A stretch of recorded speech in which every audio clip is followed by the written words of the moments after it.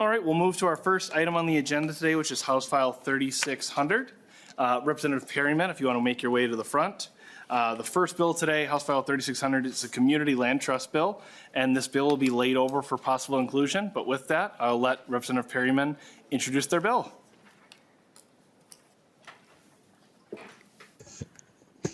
Thank you, Chair and members. I am remiss. This is my first time in the committee, and I did not bring treats. So I'll have to send some over sometime with Lori or something, but I'll make them very extra special, I promise.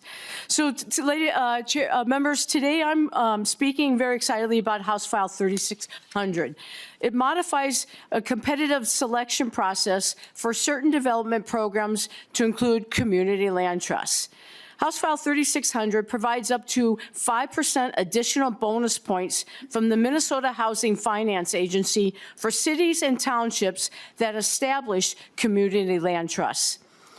Minnesota Housing Finance Assembly would give a greater consideration for their competitive development programs to local jurisdictions that establish these land trusts. Community land trusts are a viable solution to building affordable housing in which land is held in trust for community benefit while homeowners purchase and build equity in their homes. Community land trusts are often seen as a win-win because the stakeholders gain equity via real estate and the homeowners gain equity through the housing market and value of their individual home. Many Minnesota households are locked out of home ownership to rising home prices. As neighborhoods grow and property values increase, lower and middle-class income households are often priced out. Community land trusts reduce the upfront costs by separating land ownership from the home, making mortgages more affordable. Community land trusts preserve mixed income neighborhoods and allow long-time residents to remain in their communities. This is pretty much the topic of the bill. It's to incentivize people to build at an affordable price and having equity into their communities by building a tool in the box per se. And that is my bill, HF 3600. I believe we have one testifier on Zoom. Thank you, Representative Perryman. We will go to our testifiers. First up will be Jeff Washburn, if you're with us virtually. I am. Thank you to the co-chairs, committee members, and Representative Perryman. My name is Jeff Washburn. I'm the administrator for the Minnesota Community Land Trust Coalition. And prior to that, for over 20 years, I served as the executive director for the City of Lakes Community Land Trust in Minneapolis. There are 14 community land trusts in the state of Minnesota. Many of those organizations have been around for the better part of 20 years. There are as I shared, 14 community land trusts, 7 in the metro area and 7 in greater Minnesota, covering 82 of the 87 counties here in the state as of today. There are 1,800 or more at this point in time community land trust properties across the state, and community land trusts have facilitated over 775 resales to date. I'm pretty sure this makes Minnesota the state with the greatest number of affordable home ownership community land trust units in the nation. And part of that is due, actually a great part of that is due to the state's investment in community land trust homes over the last 20 plus years. Just over the last 12 years, I did some calculations. The state of Minnesota has invested over $106 million in affordability and development gap investments into community land trust homes across the state, and those dollars have been leveraged many times over with other levels of funding sources from local government as well as individuals through the mortgages that they take out in purchasing those homes. In addition to the funding resources that come through the state, the Housing Finance Agency has been phenomenal over the last 25 plus years in providing first mortgage loans for community land trust homes. So community land trust homeowners can also access conventional mortgage products, but the state has been one of the reasons in their mortgage financing that has made community land trust ownership in the state so productive for such a long period of time. For the members who aren't familiar with the community land trust approach, all the community land trusts in Minnesota utilize an appraisal-based resale formula, which basically says that the homeowner receives a portion of any increase in value based on the difference from the time that they purchase their home to the time that they sell. The other portion of the increase in value stays with the property and keeps that home permanently affordable for the next buyer household. So essentially what the land trust does in the first transaction is bridges the difference between what a household can get a mortgage for and the cost of the property. That amount has typically and traditionally amounted to about 20 to 50% of the overall purchase price of the property.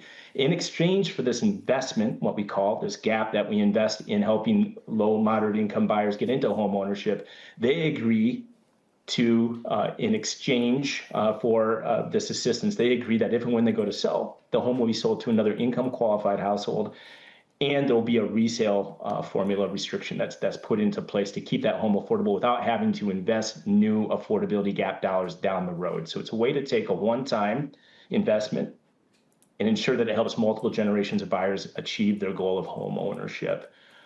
It's worked really well in the state, and again, through the investments of the state, this has been over the last 20 plus years. A key component to land trust home ownership is this idea of stewardship. So not only are we taking care of the folks that buy homes and supporting them through their home ownership journey, but we're also stewarding those properties to make sure that they're taken care of and can be around as long as possible.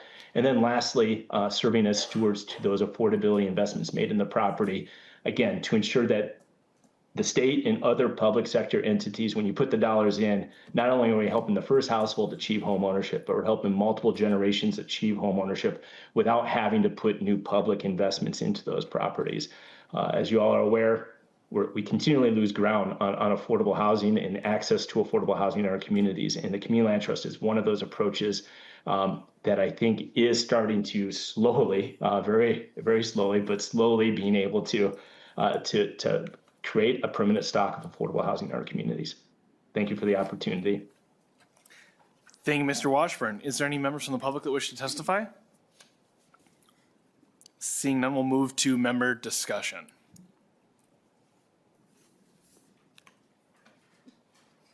Well, Co-Chair Howard. Thank you, Co-Chair Ego. Thank you, Representative Perriman. I appreciate creativity, and because we need to be thinking new ideas in housing and finding ways to support community land trusts. It's a good model, and appreciate it. I'm not sure if you've talked with the Housing Finance Agency yet. I know they don't love the idea of the legislature directing how they do scoring, although to be fair, that's exactly what Co-Chair and I worked on and did last year. So I appreciate the bill and the intent of how do we, reinforce this good model, but just would encourage you to connect with the Minnesota Housing Finance Agency on your bill and get their feedback and work with them. Chair, Representative, I do want to continue this, speaking with the Minnesota Housing Finance, especially about the bonus points and the 5% and where we can really use this tool to help get younger people into homes, because I will say the average age I'm hearing buying their first home is 40. That's pretty. When I was 40, I was probably ready to go into a nursing home, but no, just kidding. But we really want to get young people into homes. So I thank you, Representative, for those comments.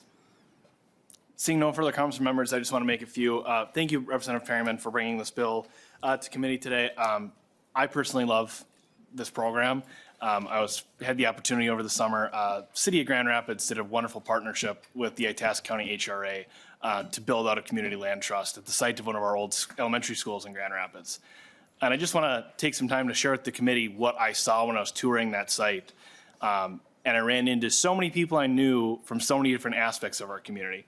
I was there with members of private banks. I was there with local contractors, local union members, local nonprofit leaders, who had all worked together with a vast coalition of people to bring affordable homes to Itasca County and specifically Grand Rapids. I even got to meet with one of those prospective new owners who had just purchased a home, who is a 20-year military veteran, who this opportunity in a community land trust gave him the opportunity to move home to the community he was from. And that's some powerful stuff. And when you look at how these partnerships are created, I think they're a great way in how this committee talks a lot about how we can have public-private partnerships and really bring about good in our communities. Community land trusts are a way to do that. So I think this straightforward bill of kind of saying, points given where points are due is a good way to start looking at it. Chair Howard and I made that move last year. So I would encourage the conversation to continue with the Minnesota Housing Finance Agency and see how we can move this project forward. But with that, Representative Perryman, any closing thoughts? Thank you, Chair and members. I couldn't have said it better, but you used the real-life stories in your own area. But it is a program that can be used by all, young, old, everyone, teachers. It'll put some equity into people wanting to have children early too and have homes for their children. When your parents need to move into somewhere, it's a home. And we all know home is where the heart is. That's kind of corny, but that makes a big difference than having to live in an apartment at 25 with 3 kids running up and down the hallway. So thank you for hearing this. I will continue to work on it with the Minnesota Housing Finance Agency, and it's a great bill, and I appreciate that you all heard it today. Thank you, Representative Perryman. With that, House File 3600 is laid over.